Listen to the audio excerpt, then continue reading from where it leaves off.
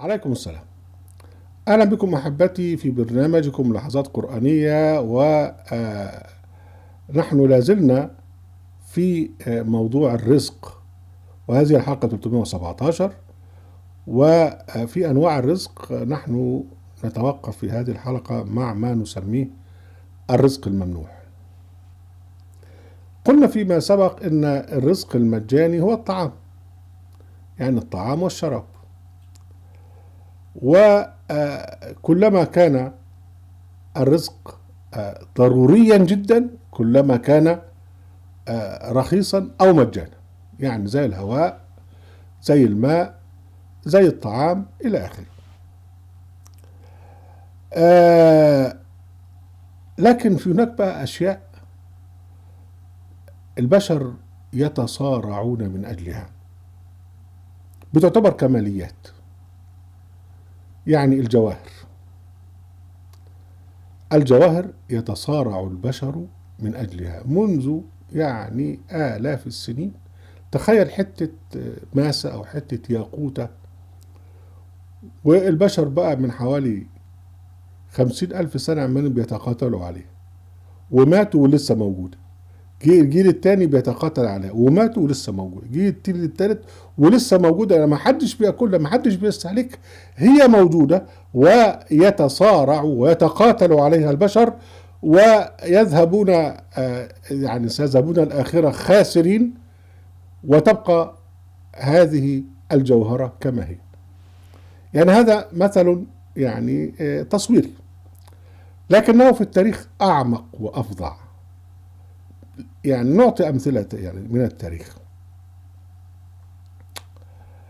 الخلفاء الراشدون أو ما أسميهم الفاسقون جمعوا أو سلبوا كنوز كسرى وما جنب كسرى، وما يعني أخذوه من مصر إلى غيرها.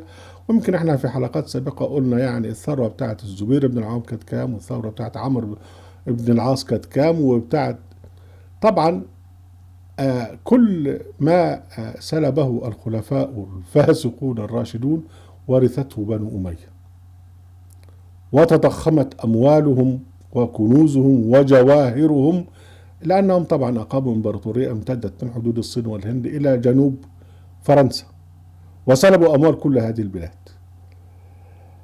ثم جاء العباسيون وقضوا على الأمويين وأخذوا كل جواهرهم، يعني كل الجماعة، يعني الجماعة الراشدين الفاسقين جابوا كذا وماتوا وسابوها، والجماعة الأمويين خدوا اللي يعني ما سلبه الفاسقون الراشدون وأضافوا لها وماتوا. ثم جاء العباسيون وورثوا كل هذا.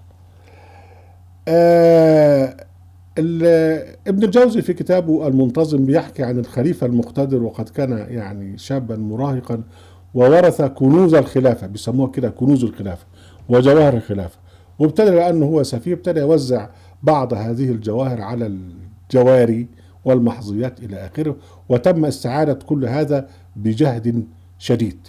هذا يعني ما جاء في تاريخ المنتظم لابن الجوزي. ثم في النهاية حين هجم هولاكو على بغداد، والخليفة المستعصم كان آخر خليفة في بغداد، وأحضر الخليفة المستعصم أمام هولاكو، واحنا ذكرنا هذا في مقال بعنوان ليس دفاعا عن هولاكو. فهولاكو قال له هات لنا شوية الجواهر اللي عندك، فراح مطلع بقى يعني صناديق من الجواهر. قال له لا لا لا، الحاجات دي نديها للخدامين بتوعنا، انا بتكلم عن الجواهر المخبأة.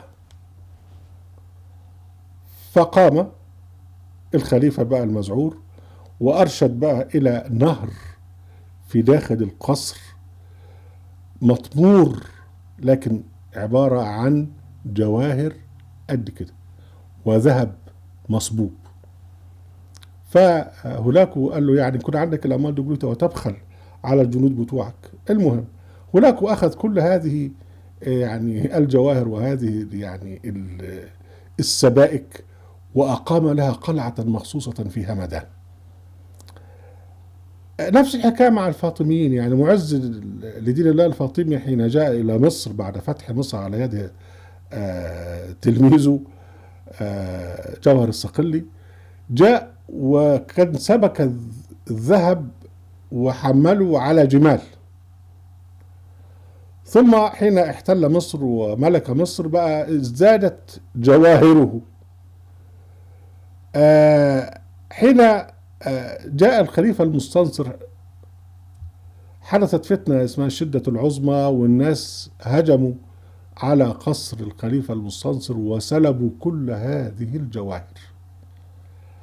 والمقريزي في كتابه اتعاظ الحنفاء عمل حوالي 12-15 صفحة بيعدد الجواهر التي سرقت أو نهبت من خزينة الخليفة المستنصر. كل الناس دول ورثوا جواهر، عصوا الله جل وعلا في الصراع حولها، ثم ماتوا وتركوها. بلاش كده، المماليك اللي هم ورثوا بقى ما كان في مصر من جواهر كانت قبل كده للفاطميين، ثم جاءت للأيوبيين، ثم ملكها المماليك وتحكموا فيها، وكانوا يعني من أكثر الناس حرصا على جمعها. وبعدين ذهب المماليك، ويعني في العهد العثماني اجى محمد علي وقضى على المماليك بعد عدة أجيال، وخد كل الجواهر بتاعتهم. يعني قبل لما حطهم في القلعة بعت الجنود بتوعه وهاجموا بيوت المماليك كلهم وسلبوا ما فيها. وأهم شيء بقى ابتدى ان هو يتحكم، يكون هو مالك كل هذه الجواهر. لما قامت ثورة العسكر سنة 52 قاموا بمصادرة كل مجوهرات أسرة محمد علي، وضعوها معرفش في 24 صندوق ولا كام، وخلوها تبع وزارة الثقافة، وعينوا حتة بنت موظفة درجة 6 حارسة عليها. وأي واحد ضابط كبير يخش ياخد اللي هو عايز، البنت مش قادرة تقول له حاجة. وضاعت مجوهرات أسرة محمد علي. في نهاية الأمر يعني القضية إيه؟ القضية أن هذا كله رزق ممنوع، نحن نسميه رزق ممنوع، لأنك يعني منعت من الخير فيه.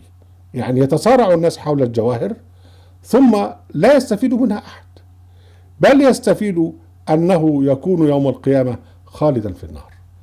أهلا بكم أحبتي في برنامجكم لحظات قرآنية، وفي قناة أهل القرآن، وفي موقع أهل القرآن. لا تنسوا المشاركة بشير ولايك، وعليكم السلام.